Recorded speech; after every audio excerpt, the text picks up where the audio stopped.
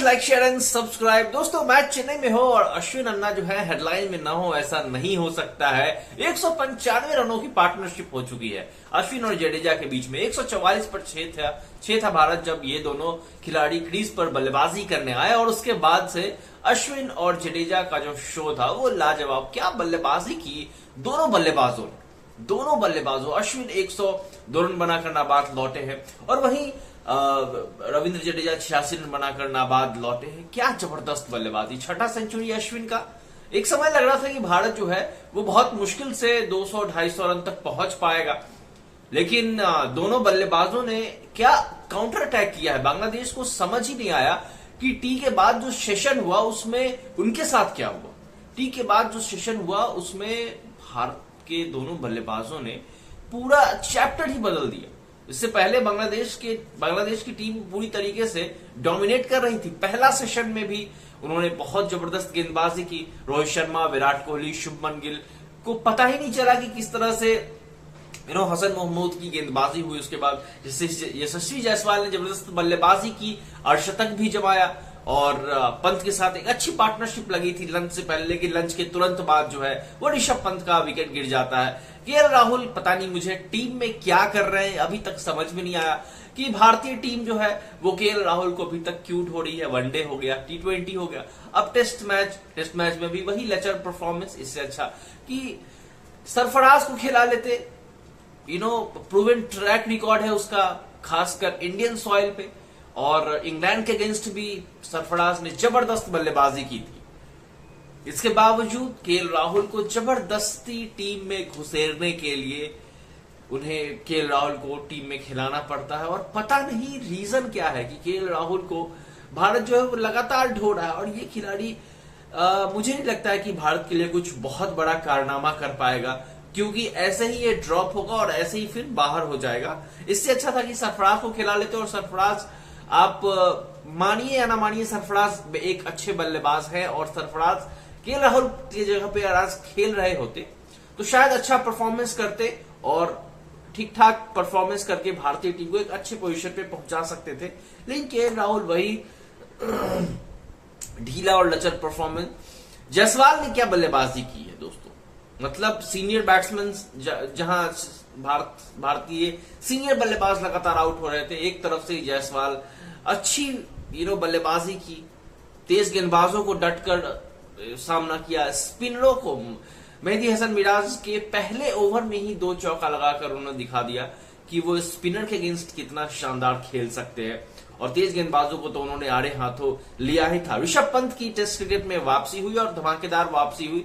शुरुआत बहुत अच्छी मिली ऋषभ पंत को, लेकिन उन्होंने अपनी पारी को एक बड़ी पारी में नहीं तब्दील कर सके। 39 रनों की शानदार पारी रही उनकी। लंच से पहले उन्होंने जिस तरह से भारतीय टीम को संभाला यशस्वी जायसवाल के साथ, वो काबिले तारीफ रही। हालांकि लंच के तुरंत बाद ही उनका विकेट गिर गया, जिसके बाद भारत एक बार फिर मुश्किल सिचुएशन में था। उसके बाद केएल राहुल आते हैं, और फिर केएल राहुल जब तक रहे तब तक भारत मुश्किल सिचुएशन में ही था। भारत वहां से मुश्किल सिचुएशन से बाहर नहीं निकला था, क्योंकि पता था ये बल्लेबाज टुकटुकिया है, ये थोड़ी देर खेलेगा, आउट होकर चला जाएगा। केएल राहुल के अलावा जो ऊपर के बल्लेबाज थे वो तो चलिए आउट हो गए। उससे पहले विराट कोहली भी जो आउट हुए थे तो अटैक करते हुए आउट हुए, ठीक है। शुभमन गिल का बल्ला ऐसे ही नहीं चल रहा है, शुभमन गिल भी बिल्कुल ही फ्लॉप साबित हो रहे। चलिए ठीक है, इनिशियल स्टेज है, शुभमन गिल को आप बात नहीं करना चाहते, शुभमन गिल को चलिए रहने दे। अभी 2-3 टेस्ट मैच और होने दीजिए। 10 टेस्ट मैच का ये पूरा सेशन होने वाला है भारत का, तो इसमें शुभमन गिल का जो रियल स्किल है वो पता चल जाएगा कि नंबर 3 पर वो कितने सक्सेसफुल होते हैं। लेकिन केएल राहुल पे दोस्तों बात करते हैं। केएल राहुल का परफॉर्मेंस दिन पर दिन गिरता जा रहा है, और भारतीय टीम को सोचना चाहिए कि कैसे केएल राहुल से निजात पाए। पता नहीं भारत को ऐसा क्या है, रोहित शर्मा को क्या है, गौतम गंभीर को केएल राहुल में क्या दिखता है। जबरदस्ती पहले ओपनर भी एज अ फ्लॉप साबित हुआ, उसके बाद अब मिडिल ऑर्डर में उसे घुसाने की कोशिश की जा रही है, और वो लगातार फ्लॉप साबित हो रहा है। सरफराज एक ऐसा बैट्समैन है जो तेज गेंदबाजों को बहुत आसानी से खेलता है। स्पिनरों के अगेंस्ट तो जिस तरह से वो चहलकदमी करके बल्लेबाजी करता है, स्वीप शॉट खेलता है, आगे निकलकर स्ट्राइक रोटेट करता है, उसके पास कई तरह के शॉट है, और इंडिया घरेलू क्रिकेट में उससे जबरदस्त क्रिकेटर फिलहाल जो है डोमेस्टिक क्रिकेट में पिछले 3-4 सालों से हुआ नहीं है। तो मुझे लगता है कि सरफराज को मौका मिलना चाहिए था इस दोनों टेस्ट मैच में, ना ही केएल राहुल आया और दिलीप ट्रॉफी में एक 50 लगाई जो कि सेल्फिश 50, उससे टीम का कोई भला हुआ नहीं और वहां से वो उसको टीम में शामिल कर लिया गया, प्लेइंग 11 में शामिल कर लिया गया। खैर केएल राहुल की बात अब नहीं करे तो बेहतर है, क्योंकि उसके बारे में बात करने से कोई फायदा है नहीं। वो टीम और फैंस दोनों का जो है वो टाइम बर्बाद ही कर रहे हैं। ऋषभ पंत पर आते हैं दोस्तों। ऋषभ पंत की जो इनिशियल स्टेज में उन्होंने भी जबरदस्त अटैक किया और तेज गेंदबाजों के खिलाफ बहुत जबरदस्त बल्लेबाज की। हालांकि लंच के बाद वो तुरंत ही आउट हो गए, लेकिन अगर वो रहते तो शायद जो है भारत जो है वो और अच्छी स्थिति में होता। लेकिन अभी जिस स्थिति में है उससे अच्छी स्थिति में नहीं हो सकता था। अश्विन और जडेजा की परफॉर्मेंस, 195 रनों की दोस्तों पार्टनरशिप, नॉट आउट दोनों खिलाड़ी लौटे हैं पहले दिन के खेल खत्म होने के बाद और दोनों ने दिखा दिया कि दुनिया के जो टॉप ऑलराउंडर, इसीलिए उन्हें कहा जाता है।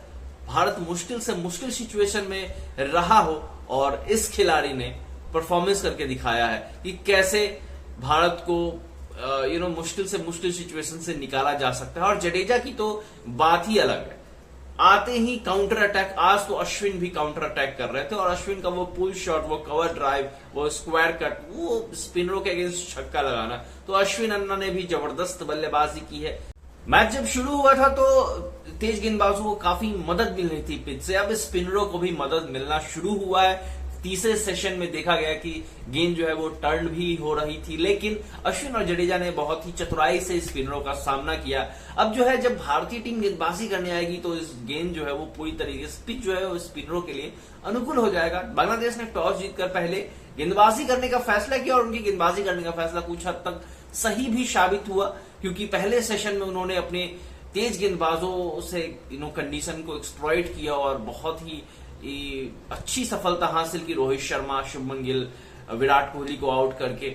लेकिन उसके बाद जो है पंत और यशस्वी जायसवाल का जो एक पार्टनरशिप लगा, फिर उसके बाद 195 रनों का ये अटूट पार्टनरशिप जो कल शुरू होगा खेल, तो ये दोनों खिलाड़ी क्रीज पर होंगे। बांग्लादेश हो सकता है कि नए गेंद से गेंदबाजी करे और इन दोनों को जल्दी आउट करने की कोशिश करे। 339 रन भारत ने बना लिए हैं 6 विकेट के नुकसान पर। अब देखना दिलचस्प है कि भारत पहली पारी में कितने रनों तक जाता है, जडेजा की सेंचुरी हो पाती है या नहीं कल, अश्विन कितना रन स्कोर करते हैं। ये छठा सेंचुरी था अश्विन का। अश्विन के पेरेंट्स भी ग्राउंड में मौजूद थे और इससे ज्यादा गर्व की क्या बात हो सकती है जब अपने पेरेंट्स के सामने दूसरा सेंचुरी चेन्नई में लगाया उन्होंने अश्विन ने। अब गेंदबाजी से भी वो अपनी फिरकी से भी बांग्लादेश की टीम को परेशान करते हुए नजर आएंगे। देखना दिलचस्प होगा, टेस्ट मैच जो है वो काफी इंटरेस्टिंग होने वाला है। आपकी क्या राय है? क्या केएल राहुल को टीम से जल्द ड्रॉप करना चाहिए? कमेंट में जरूर बताइएगा। और सरफराज खान को जो है वो टीम में शामिल करना चाहिए, कमेंट में जरूर बताइएगा। लाइक शेयर एंड सब्सक्राइब करना मत भूलिएगा।